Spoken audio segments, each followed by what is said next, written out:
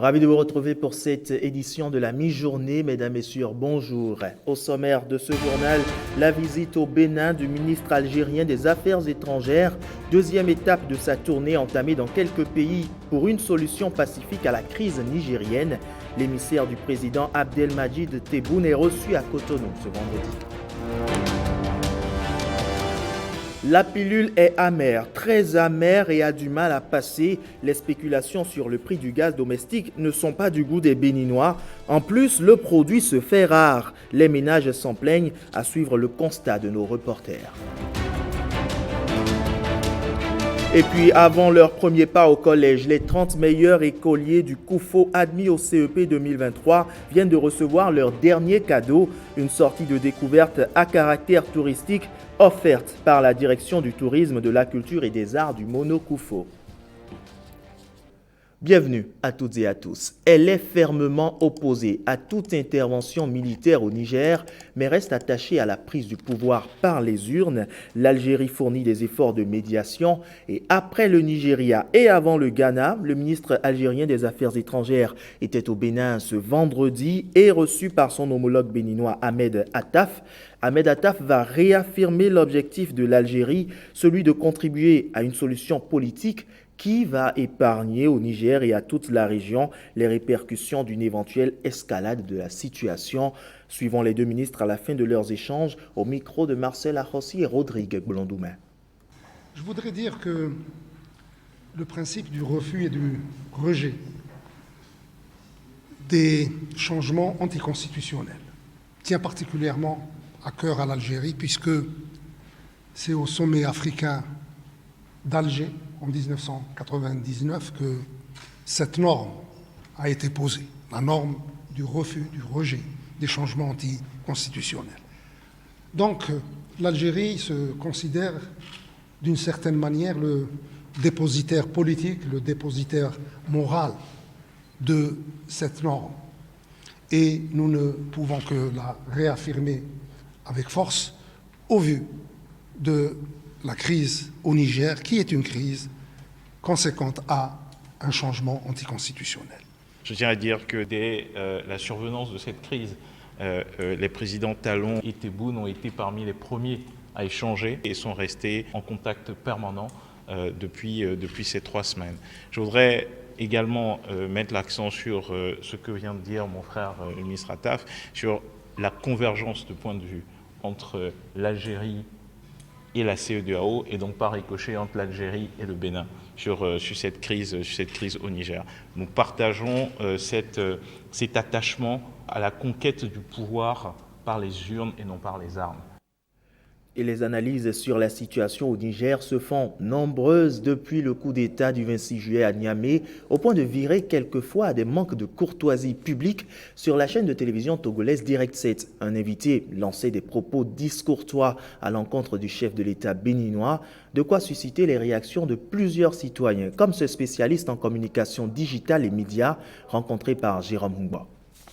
Dans ces propos que je regrette encore une fois sur ce média togolais, la mesquinerie dont parle celui à qui appartiennent ces propos, c'est le fait de ne pas être solidaire de la décision de la CEDEAO alors qu'on appartient à la CEDEAO. C'est le fait de prendre part aux réunions, de s'entendre sur ce qu'il y a à faire et ensuite de se désolidariser de ça ou de faire quelque chose qui ne va pas dans le même sens que ce que l'on a retenu. C'est ça la mesquinerie et non le fait de réaffirmer son attachement aux principes et aux valeurs démocratiques. Parce que nous ici, le choix que nous avons fait, le choix que le peuple béninois a fait depuis 1990, c'est le choix de la démocratie. Le fait de dire que l'on s'en tiendra aux décisions de la CEDEAO, qui est l'espace communautaire auquel nous appartenons tous, et de dire que la décision que la CEDEAO aurait prise, à savoir le fait d'aller jusqu'à l'intervention militaire, si cela était nécessaire pour rétablir l'ordre constitutionnel, c'est faire preuve de responsabilité. Et c'est ce que tous les chefs d'État qui ont participé et qui appartiennent à l'espace communautaire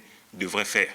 Et donc, cela n'a rien de belliqueux. Celui ou ceux qui, par leurs actes posés, sont contre la volonté du peuple nigérien, c'est ceux qui ont fait quelque chose qui va contre la volonté du peuple nigérien. C'est ceux qui ont pris en otage, c'est ceux qui ont kidnappé, c'est ceux qui ont marqué un arrêt brusque au processus démocratique. Et donc, en démettant un chef d'État qui est démocratiquement élu.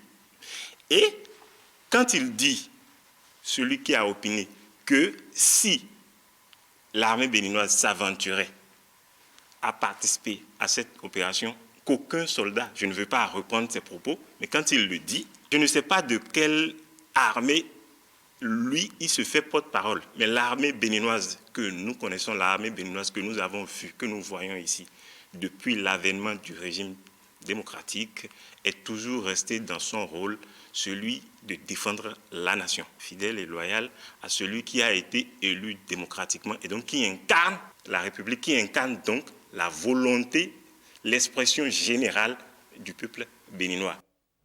Et par voie officielle, la réaction du gouvernement béninois ne va pas tarder. Une lettre de protestation est adressée aux médias concernés. Jérôme Hongbo nous en livre ici la substance. Il circule sur la toile une vidéo évoquant une séquence de débat tirée d'une émission réalisée par votre chaîne où l'on voit un de vos invités sans précaution langagière ni aucun respect s'en prendre au président de la République du Bénin en des termes offensants que la décence recommande de ne pas répéter.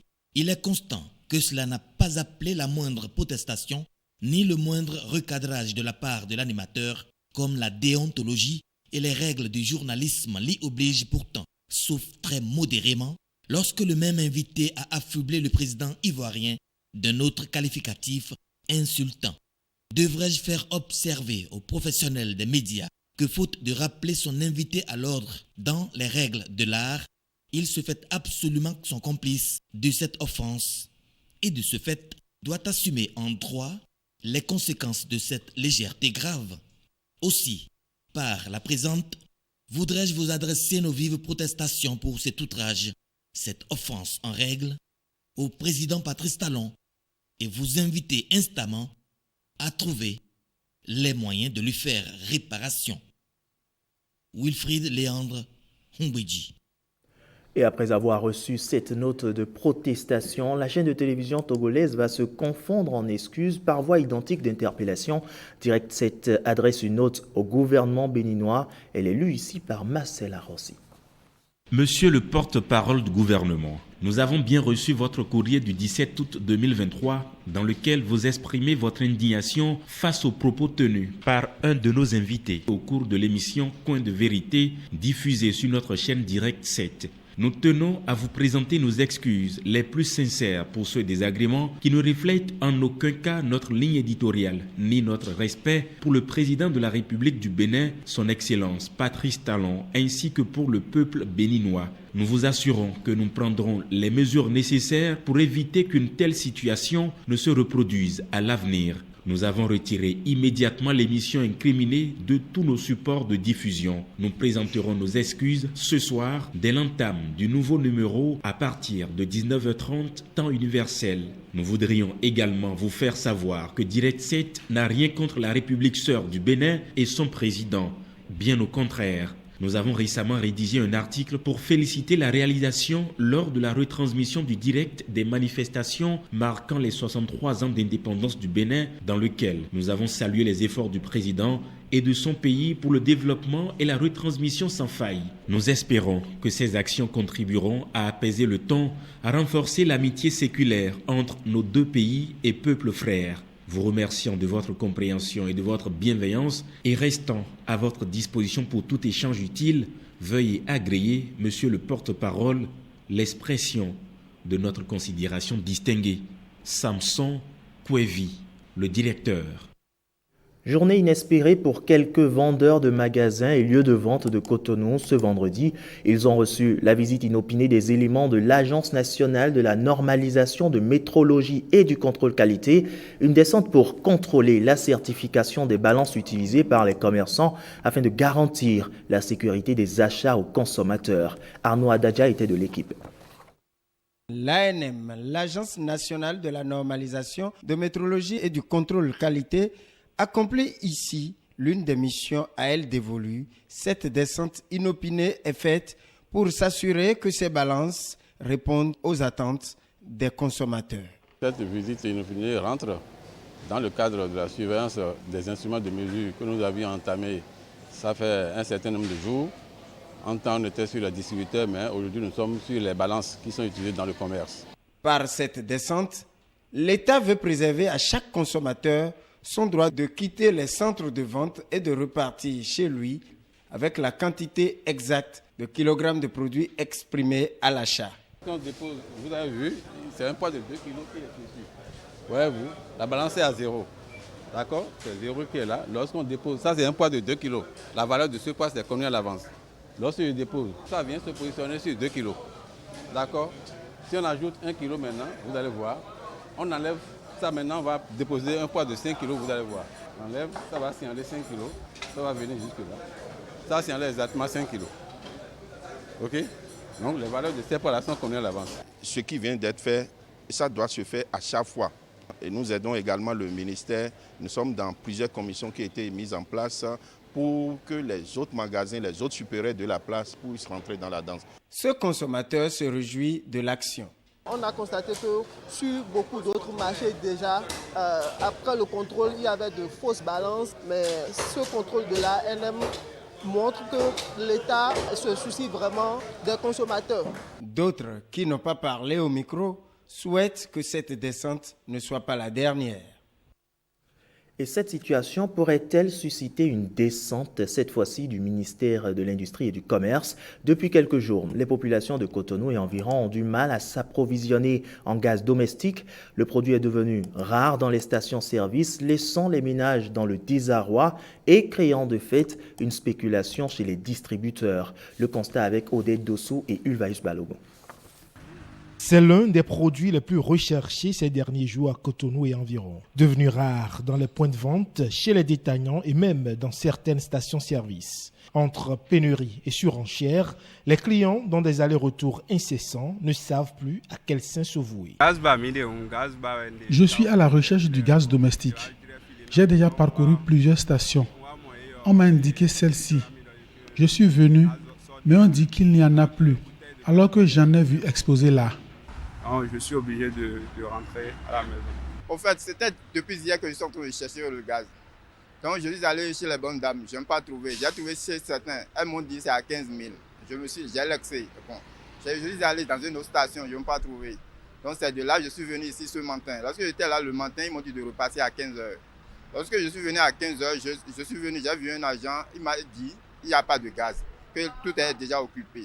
Alors qu'il y avait de gaz, mais je me suis insisté, je me suis resté. Lorsque je me suis resté, il y a une dame qui était venue avec vécu, ils l'ont servi et la dame est partie. Je me suis dit, ça c'est une corruption. Dans certaines stations-service où le produit est disponible en stock limité, c'est la règle d'une bouteille par personne qui est appliquée. Nous on est venu avec 2 bouteilles, mais ils ont dit qu'il ne peut servir qu'une seule bouteille. Je suis venu dans l'intention d'acheter plusieurs bouteilles de gaz. Il y a un jeune homme là qui m'a dit non, qu'il y a une loi qui interdit de vendre 2 bouteilles à une seule personne. Si pour raison de pénurie, on nous dit oui, voilà, on ne peut que servir une bouteille, c'est autre chose. Mais quand on met la loi en avance, ça ne va pas. Parce qu'il y a déjà des remèdes dans le pays qui disent on vend le gaz à 7 000 francs, alors qu'à la station, ça fait 4 800. Donc, je vois qu'il faut décourager cela. Selon certaines indiscrétions, l'insuffisance du produit sur le marché serait due à une légère pénurie induite par le retard dans l'approvisionnement. Et face à cette pénurie et surtout cette spéculation sur le marché, le ministère de l'Industrie et du Commerce met en garde les distributeurs de gaz domestique, car cette pratique constitue une majoration illicite de prix, infraction définie et punie par les articles 37 et 57 de l'ordonnance portant réglementation des prix et stocks en République du Bénin, conformément à la structure de prix des produits pétrolier en vigueur, le prix du gaz domestique est de 795 francs le kilogramme, soit 4 770 francs CFA la bouteille de 6 kg et 9 937 francs CFA la bouteille de 12 kg. Le ministère rassure donc les consommateurs et toute la population béninoise que le gouvernement n'a procédé à aucune augmentation du prix du gaz domestique et invite à appeler le numéro vert 113 pour les dénonciations. Quant aux opérateurs économiques qui s'adonnent à cette pratique, le ministère les invite à s'abstenir de toute attitude de surenchère de nature à compromettre les efforts du gouvernement et rassure que les services compétents du ministère de l'Industrie et du Commerce sont instruits aux fins de procéder à des contrôles sur toute l'étendue du territoire. C'est au bout de l'ancienne corde qu'on tisse la nouvelle, dit-on. De jeunes juristes en droits humains l'ont compris. Ils ont rendu ce vendredi une visite à la présidente de l'Institut national de la femme, occasion pour eux de s'enquérir des mécanismes de défense des droits humains. Le point des échanges avec Constantine Tandé, Françoise Insou et Saturdine Obelaco. L'Institut national de la femme reçoit des invités inhabituels. Des jeunes juristes déployés sur le terrain après une formation aux droits humains, aux méthodes de vérification et au rapportage. Nous n'avons qu'une appréciation positive de cette visite-là et c'est aussi le moment de remercier la présidente de l'Institut pour sa disponibilité constante parce que durant ces 4 à 5 jours de camp, elle a été présente durant 3 jours avec nous, avec les jeunes. C'est vraiment un honneur pour nous de l'avoir eu à nos côtés. Il était important pour l'Institut national de la femme de s'entourer de jeunes qui ont compris que la défense et la protection des droits de l'homme en général et dans le cas de l'enquête qu'ils ont faite des femmes et des filles en particulier était une stratégie économique également. Et donc, nous voyons les jeunes d'aujourd'hui comme l'élite de demain. Nous les voyons comme les acteurs de demain. Nous les voyons comme les gouvernants de demain. Et donc, c'est eux qui vont transformer notre société. C'est eux qui vont continuer de révéler le Bénin. C'est eux qui vont travailler à ce que, comme nous sommes en train de le faire aujourd'hui, le Bénin soit une oasis pour les femmes et les filles vivant dans ce pays. Au terme de cette visite, l'engagement est pris de travailler de commun accord pour faire des plaidoyers en faveur du respect des droits humains, du leadership féminin en vue de porter la voix des sans-voix. Il a vu le jour depuis 2017, le Fonds national de développement agricole mis en place par le gouvernement pour une agriculture résiliente et créatrice de richesses. A-t-il réussi à combler les attentes pour le chemin parcouru jusque-là? Réponse non. Et cette réponse est révélée par le bilan à cette date en vue d'impulser une meilleure opérationnalisation de son guichet 3 destiné à l'accès aux services financiers. Un cadre de concertation est alors initié avec l'ensemble des partenaires, y compris les représentants des bénéficiaires. Les travaux ont eu lieu le 22 août dernier au siège du consortium à la FIA en présence de nos reporters Marcela Rossi et Jules Lakweigo. Au Bénin, l'État s'est engagé depuis 2016 à faire de l'agriculture le principal levier de développement économique, de création d'emplois et de richesses. Les moyens déployés avec l'avènement du FNDA en sont une preuve. Des années s'écoulent et les résultats peinent à convaincre. Aujourd'hui, une nouvelle évaluation s'impose à toutes les parties prenantes. On est conscient bien sûr que le système tel que ça fonctionne, ou bien tel que ça fonctionne depuis 2020, devrait quand même avoir quelques problèmes. Et c'est pour ça que nous avons réfléchi, nous avons travaillé sur le mécanisme et nous avons alors convenu de commencer par rencontrer maintenant les différents acteurs pour qu'ensemble, nous parcourions encore une fois les goulots d'étranglement qui minent malheureusement le système mis en place. Ces assises sont les bienvenues pour nous permettre d'améliorer la compréhension mutuelle que nous devons avoir du secteur et de définir des bases de collaboration franche pour que des a priori, des préjugés cessent de constituer des blocages pour l'évolution des activités. Pour les systèmes financiers décentralisés, la question de financement de l'agriculture par la microfinance se pose toujours. Principaux partenaires du FNDA et interlocuteurs privilégiés à ce rendez-vous de vérité, ils ne se font pas prier pour les suggestions. Les systèmes financiers décentralisés que vous rencontrez ce matin joueraient bien leur partition s'ils pouvaient avoir de votre part le financement de départ pour impacter les producteurs agricoles. Et ce financement serait naturellement renouvelé au fur et à mesure de la mise en place des crédits aux producteurs, à partir donc du financement reçu. Il faut que le FNDA développe davantage la compétence de l'écoute, accepte les suggestions, ce qui montrera qu'il a vraiment écouté. Les enjeux sont énormes pour le FNDA, voulu comme un fonds majeur de facilitation de l'investissement privé, où converge l'essentiel des ressources destinées au financement des exploitants et entrepreneurs agricoles. Dans le département de la Liborie, les élus locaux et les cadres techniques des 6 communes se sont réunis à Kandji pour s'approprier le contenu du projet de cohésion sociale des régions nord du golfe de Guinée, en abrégé COSO. Le projet vise à améliorer la collaboration régionale et la résilience socio-économique et climatique des communautés frontalières dans les régions cibles. Patrick Ayadi, Judy Kael Ayenan pour les précisions. Il veut lever les équivoques à tous les niveaux. L'atelier de partage du contenu de COSO, projet de cohésion sociale des régions nord du golfe de Guinée, un rendez-vous d'explication sur les mécanismes de réalisation des défis liés à la cohésion sociale dans le département de la Liborie. On ne peut pas parler d'inclusion si les gens vivent encore dans de la précarité, dans les localités les plus reculées. Si les ressources sont mises à disposition et que les communautés ne sont pas accompagnés, ne sont pas encadrés pour l'utilisation de ces ressources, nous allons mettre en place des infrastructures qui n'auront pas la durabilité qu'il faut pour servir non seulement à nos générations, mais aux générations futures. Les trésoriers communaux doivent comprendre comment les ressources du COSO doivent être mises à disposition des communautés. Nous réunis ici durant ces 2 jours, c'est un peu comme reculer les frontières de notre ignorance par rapport à nos connaissances basiques sur ce projet.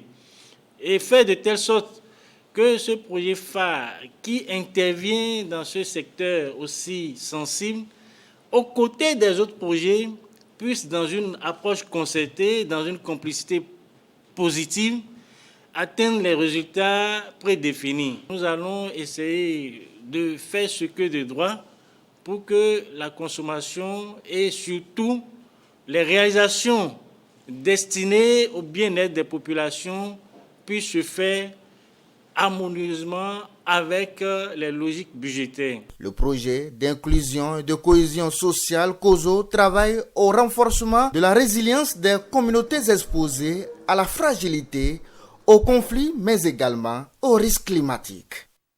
C'est sans doute leur dernier présent en guise de félicitations pour être premier à l'examen du CEP 2023. En attendant la rentrée des classes, les 30 meilleurs écoliers du COUFO admis au CEP cette année ont bénéficié d'une sortie de découverte à caractère touristique.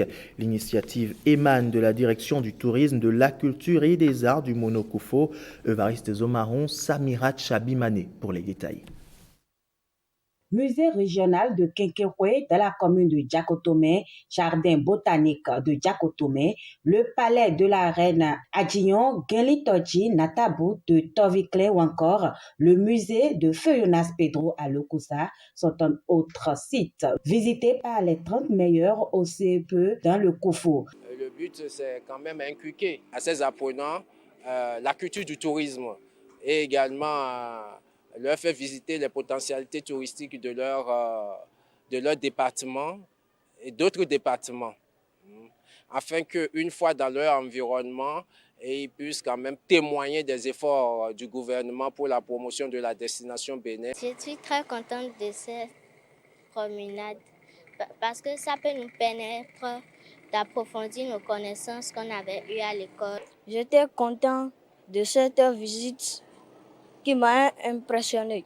J'ai eu beaucoup de connaissances sur les sites touristiques du Mono COUFO. Le Bénin, avec les efforts du gouvernement, se positionne très favorablement en matière de tourisme. Malgré les offres touristiques variées et diversifiées que nous avons, d'autres offres touristiques se mettent en place. Je vais parler des 26 œuvres restituées par la France l'année dernière, les statues de l'Amazone de Bioguerra, l'obélisque dévoué et d'autres. Tout ceci viendra renforcer le patrimoine touristique et culturel à offrir aux touristes. La destination Bénin offre un large choix de tourisme naturel que culturel. Mettons à présent le cap sur l'esplanade de l'Amazone où est depuis le 8 août dernier célébré toujours en poursuite ou ensuite le 63e anniversaire de l'indépendance du Bénin. Le rendez-vous s'est tenu ce jeudi 24 août.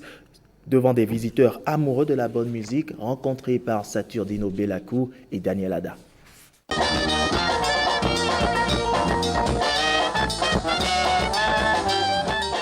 L'ambiance qui règne autour de l'esplanade de l'Amazone depuis le 8 août crée une effervescence unique chez les populations.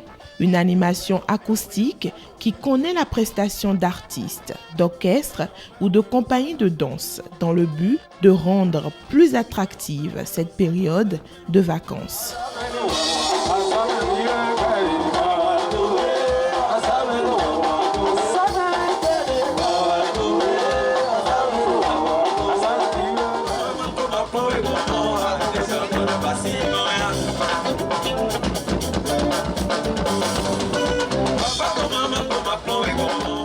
C'est une initiative très appréciée par les visiteurs de la géante statue de l'Amazone.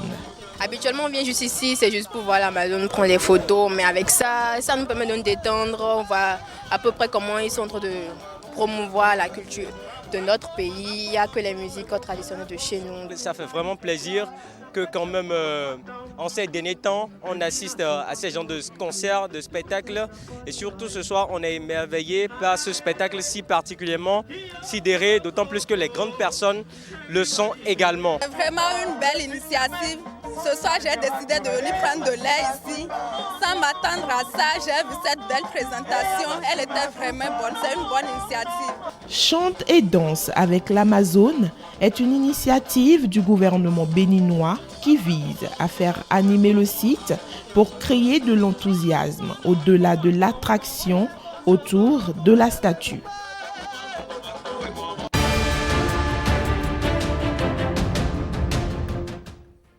Un tour à présent hors de nos frontières pour le point de l'actualité essentiellement marqué par le Zimbabwe où des observateurs électoraux ont été arrêtés et amenés au tribunal de Harare. En France, Darmanin annonce des renforts à Nîmes pour pilonner les points de deal après 2 morts. L'actualité de hors de nos frontières est présentée par Esther Amiasiga. Au Zimbabwe, 2 jours après leur arrestation, 41 observateurs chargés de veiller au bon déroulement du contrôle législatif et présidentiel arrivent au tribunal d'Harare. Les personnes arrêtées dans la nuit de mercredi à jeudi appartiennent à 2 organisations pro-démocratie importantes. Cette arrestation fait suite au constat des observateurs internationaux sur le retard et les dysfonctionnements des élections présidentielles et législatives. Ils affirment que l'élection n'a pas respecté de nombreuses normes régionales et internationales.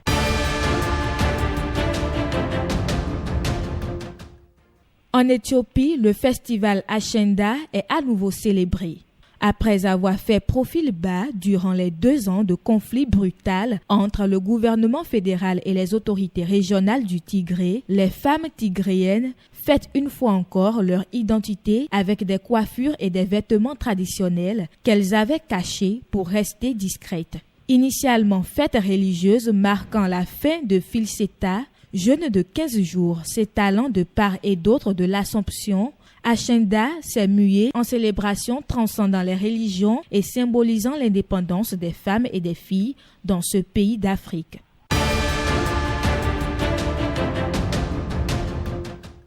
Suite au nouveau drame qui a coûté la vie à un enfant et un jeune, respectivement de 10 et 18 ans en France, Gérald Darmanin, le ministre de l'Intérieur, entreprend des échanges avec les forces de l'ordre d'un commissariat de Nîmes. Celui-ci annonce des renforts pour pilonner les points de deal et des moyens d'enquête supplémentaires sur le drame qui s'est produit lundi sur fond de trafic de drogue.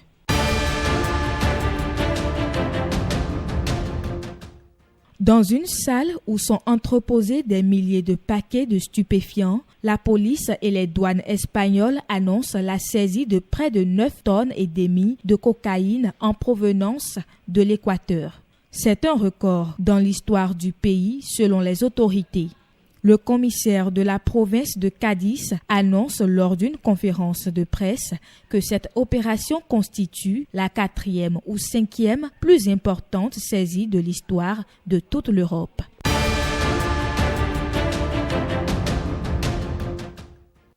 C'est la fin de ce 13h. Merci de nous avoir suivis. Je vous retrouve à 19h pour le Journal des régions.